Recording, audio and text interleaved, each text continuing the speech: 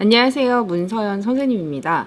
이번 시간에는 선생님이 학생들의 Q&A에 답하는 시간을 가져보려고 합니다. 교정적 정의에서 칸트입니다.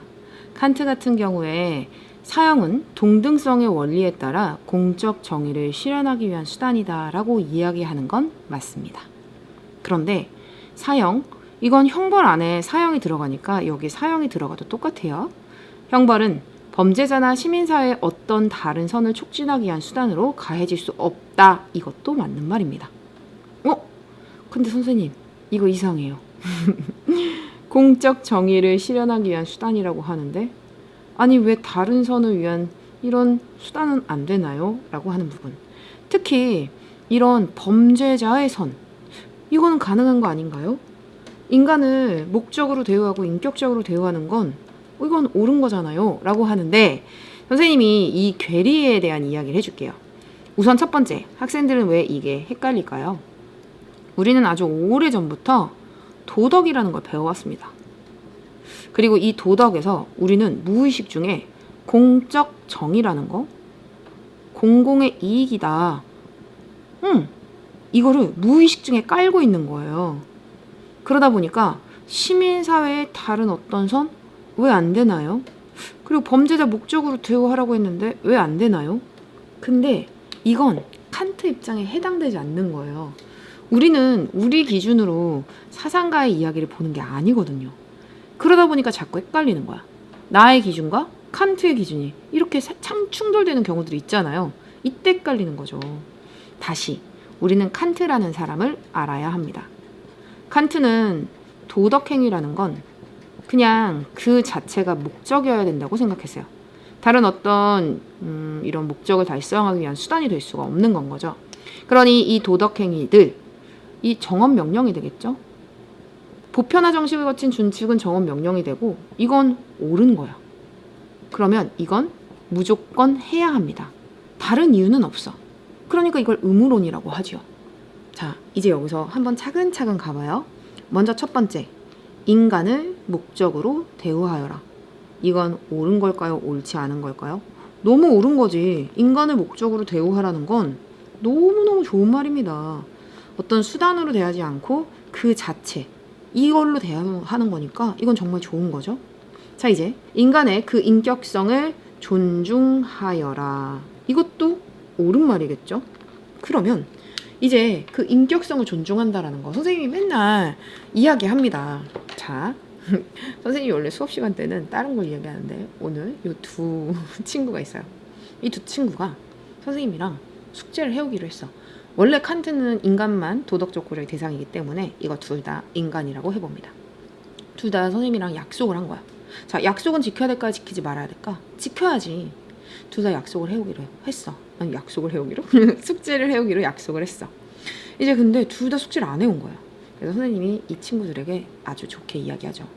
난 너희들을 목적으로 대우하고 있단다. 난 너희들이 꿈을 실현해서 행복하길 바래. 그러면 숙제를 해야지. 네 선생님, 저도 무슨 말인지 알 것 같아요. 숙제를 꼭 해올게요. 이제 그러고 약속을 하는 거야. 뭐냐, 너 나중에 숙제 안 하면 어떡할래? 그럼 10대씩 맞겠대. 오케이. 그리고 얘네들 보냈어. 근데 딱 왔는데 또 숙제를 안 해온 거야. 그러니까 이제 얘를 때립니다. 야, 너 왜 숙제 안 해왔니? 아, 너 약속을 지켜야 돼.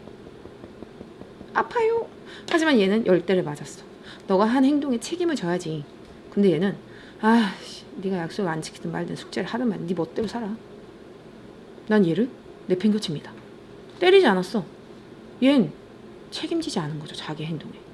자, 얘는 10대나 맞아서 고통을 얻었고 얘는 맞진 않았으니까 고통을 얻진 않았습니다.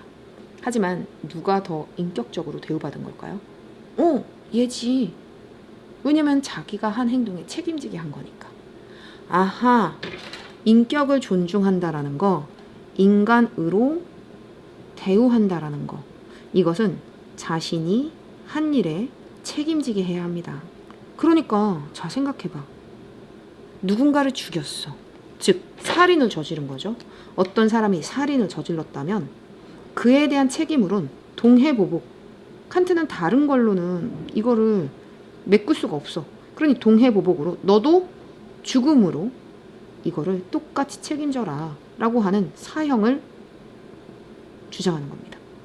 그러니 칸트에게 사형이라고 하는 거, 이것은 이런 정엄 명령을 지키고자 하는, 이게 바로 사회가 추구해야 되는 정의잖아. 그렇지 않나요? 이 사회의 정의를 실현시키기 위한 제도입니다. 자, 생각해 보세요. 사형이라는 건 사람이 아니야. 사형 제도니까 얜 제도란 말이야. 그러니 이런 제도는 칸트가 생각하는 이런 공적 정의를 실현하기 위한 수단입니다. 그러면 이 칸트의 공적 정의는 뭔데? 자기가 한 행동에 책임지게 하는 거. 어떻게? 똑같이 사람을 죽였으면 사형으로서 그에 대한 보복을 받게 되는 것. 자신이 한 행동에 책임지는 것. 이게 정의죠. 이게 인간을 목적으로 대우하는 것이고 인간의 그 인격성을 존중하는 거죠. 그러니 사형은 동등성의 원리에 따라 이렇게 동해보고 동등성의 원리에 따라 공적 정의를 실현하기 위한 수단이다. 이건 맞는 말입니다. 근데 선생님 이건 왜 안 돼요? 자, 이건 무엇일까? 다른 어떤 선이야. 이건 정의 실현과는 다른 어떤 선인 거죠. 예를 들어봐요. 이제 사회 기준으로 생각해 봅니다. 사회에서 이 형벌을 통해서 범죄를 예방한대. 물론 범죄 예방, 사회적인 선을 산출했습니다. 그리고 그걸 의도하고 있다라고 볼 수도 있을 거야. 근데 이게 목적이면 안 돼. 형벌이라는 건 이게 목적이어야 되거든. 자기가 한 행동에 책임지게. 그래서 보복법을 그렇게 강조하는 겁니다. 그럼 선생님, 범죄자의 다른 선은요? 자, 이건 범죄자의 다른 선을 촉진이 아니라 범죄자는 그저 자기가 한 행동에 책임지는 겁니다. 그럼 범죄자의 다른 선은 어떤 건가요? 왜 이런 경우가 있다고 쳐보자. 범죄자가 사형을 당해도 보험금을 받을 수 있는 그러한 보험에 가입을 한 거야. 그래서 날 사형시켜주세요. 그래서 그 보험금으로 우리 가족을 살게 해주겠어요. 그러면 이거는 범죄자의 선을 촉진하는 거라고 볼 수 있겠죠. 물론 선생님이 너무 극단적인 예를 드는 거지만 이건 보복이 아니라 다른 선을 촉진하기 위한 수단이 되는 거예요. 그럼 이건 안 되는 거야. 그럴 수는 없다는 맞는 말입니다. 그러면 왜 이런 차이, 이 괴리감이 있느냐? 우리는 공적 정의와 공익을 동급으로 생각하기 때문에. 하지만 칸트에게 공적 정의라는 건 공익이 아니죠. 사회에게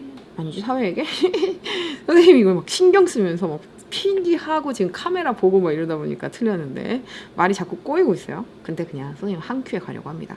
칸트에게 공적 정의라는 건 공익 실현, 즉 범죄를 예방하고 이런 게 목적이 아니라 그저 그가 한 행동에 대해서 책임지게 하는 보복이 목적인 겁니다.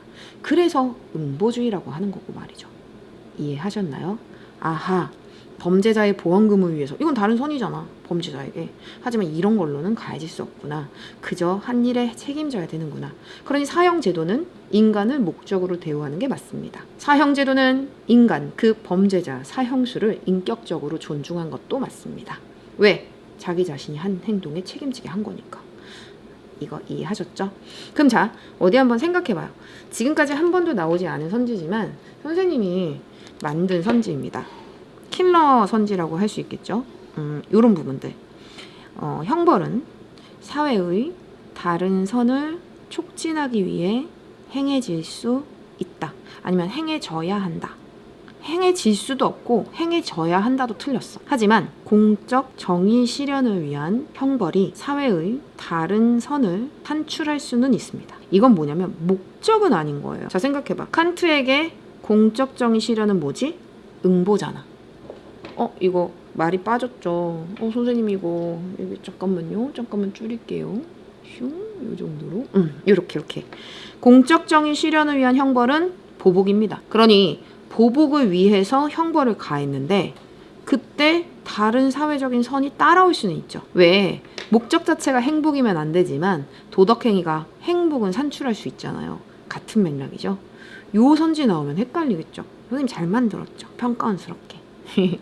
자, 오늘 칸트의 공적 정의의 실현을 위한 수단으로서의 형벌을 알아봤습니다. 구분할 수 있겠죠? 칸트에게 공적 정의는 공익이 아니라는 거. 그리고 사회적인 선과 공적 정의는 다르다라는 거. 칸트에게 말이죠.